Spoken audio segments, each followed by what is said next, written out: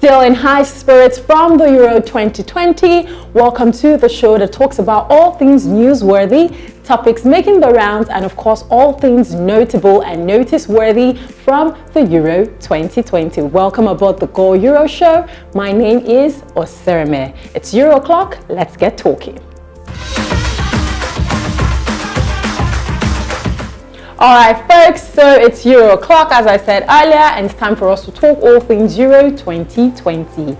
It is never going to be a complete show in the studio without my better half, Babajide Guerrero. I like the way you say that, the better half part. It's okay, I like it. Welcome guys, welcome to Euro o'clock, like she says, and no show does it better than the Go Euro show powered by Booster 99.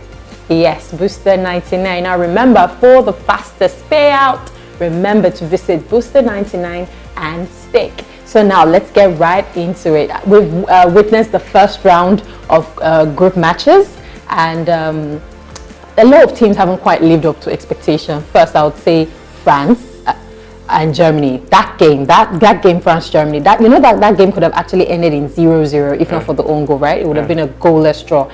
And Germany, I expected so much more. I mean, because of the squad depth and all, I expected so much more from Germany. Even France, I actually tipped France to have, as at this time of the game, to have at least like 3 goals. I mean, look at Italy. They've played like 2 matches already and 3 goals. But which side would you say haven't lived up to expectation for you?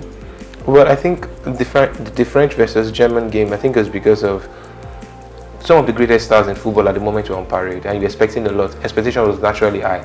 But at the same time, it has proven in football that some of the biggest games do not really live up to those expectations. Okay. Because of the fact that the players get overawed by this occasion, and at the same time, the whatever you can do, I can do better feel. Yeah. The England-Croatia game too wasn't, and it just makes me realize that England, I mean, a lot of people have said it, that this year, the England we may see is not the England that we know. Yeah. And I mean, from that game, I can think that, I can say that it's quite true. And the good thing about football and opportunities is that in tournaments like this, you get just 3 strikes. You've done 1, they got 3 points. Yeah, sometimes in tournaments, you don't care how you play, just win. But sometimes you need a good performance to give you that level of confidence, to give you that level of joie de vivre, that good feeling that you need. And that's what the English team need against Scotland. So by the balance of everything, I'll say, it's been a remarkable watch by we the neutrals. All right, so since we're talking about countries, let's pick out one country and focus on that country. Let's talk about a side which I can say I'm not so impressed with. I mean, because they were back-to-back champions for the Euros. They won the 2010 World Cup. I'm talking about Spain. We'll talk about their culture much later, like we do on the show when we're talking about country focus. But I want us to quickly touch on the Spain-Sweden game. That game ended in 0-0. I mean, I expected so much more from Spain. I mean, I know that they may be missing some of their best players, right? And the whole no Real Madrid player thingy in the squad, but I expected so much more. I didn't expect that game to end in 0-0. What exactly do you think about the current squad that is representing Spain, and do you see them going far? Let's just talk about Spain in general. They need to score goals. They need to learn how to get the ball past the net against Sweden, and that's Sweden. Sweden is not, no disrespect, Italy. They don't have the best of defenses, but they defended like a team, and that's what Spain lacked in that particular game, goals. In the top 5 clubs in the Serie A, no striker missed bigger chances than Alvaro Morata. He missed a lot of chances in the league that season. At the beginning of the show, I did mention something about the influence of not taking the legend, Sergio Ramos. Yes. And that's because in a game like that against Sweden, when the chips were down, when the Swedish they were not willing to play, they were frustrated. Spain were frustrated. There was no huge, thoroughbred, experienced man in that team that could just tell the boys, you know what, calm down. They were everywhere. And that's what Ramos brings to the table. So I think they're going to miss him at the later part. Will they go far? I quietly don't think so, judging by how the other teams are playing. But they're going to top the group eventually if they win the last 2 games. But it's not going to be easy. They made it more difficult for themselves by not being able to beat a beleaguered Sweden. Let me cut you in there and let's port from football to culture. Basically, for me, what I love the most about the Spanish people is the telenovelas. I'm such a romantic at heart. Yes, and I watch the telenovelas. I mean, the few words that I know are from the telenovelas. No, really? Yes, the few words that I know are from the telenovelas. What fascinates fascinates you about the Spanish? Well, the city, the people, La Furia Roja, Spanish, España, they are very beautiful people, very beautiful cities. In fact, one of their cities happens to be a World Heritage Site. The Salamanca is one of their cities, and they call it the Golden City of Spain. Bilbao is another beautiful city in the northern part of Spain. The countryside feel that Barcelona has and Valencia are so special, so beautiful.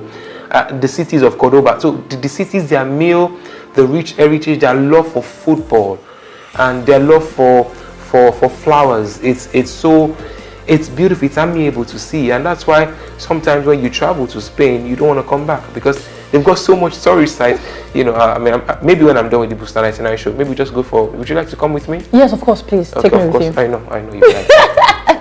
All right, so we're still sticking with Spain, but now let's talk about the odds for the next game. We've got Spain versus Poland. The same group, two people that performed below par in the last game. Poland versus Slovakia didn't come out quite as I had expected. We've also got Italy, who have been giving us 3 goals each in every game they have played. We've got Italy versus Wales, right? Wales, that's Gareth Bale's Wales. We'll be talking about Gareth Bale much later. But here are the odds on Booster 99.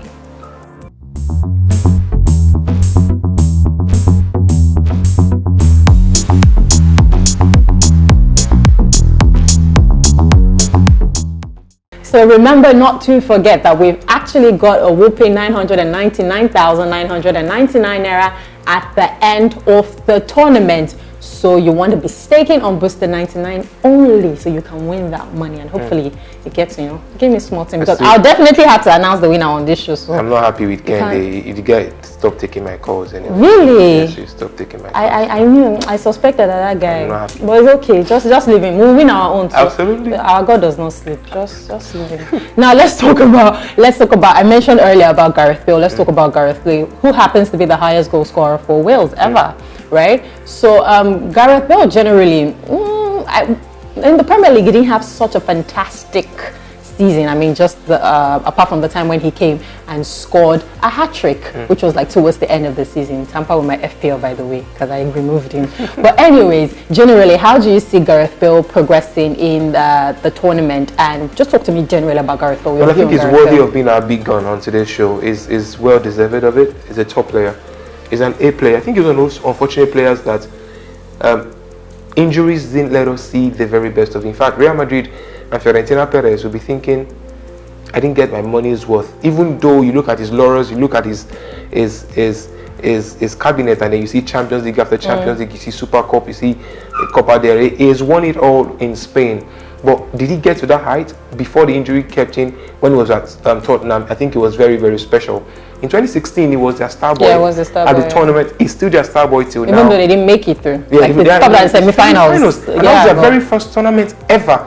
They've got Gareth Bale, they've got Dan James. You really love Gareth Bale a lot because, I mean, you're just going on and on and on and on and on. He's a special player, but unfortunately, just injury didn't allow. I mean, but do you see him taking them to the finals very quickly? No, I don't. You don't see. Okay, folks, so that's it on the Go Euro Show for today. It's been wonderful having you, Babajide. Every time I say that, he's so insightful. He's like, pleasure. But I mean, you guys can see the way he's just going on and on, right?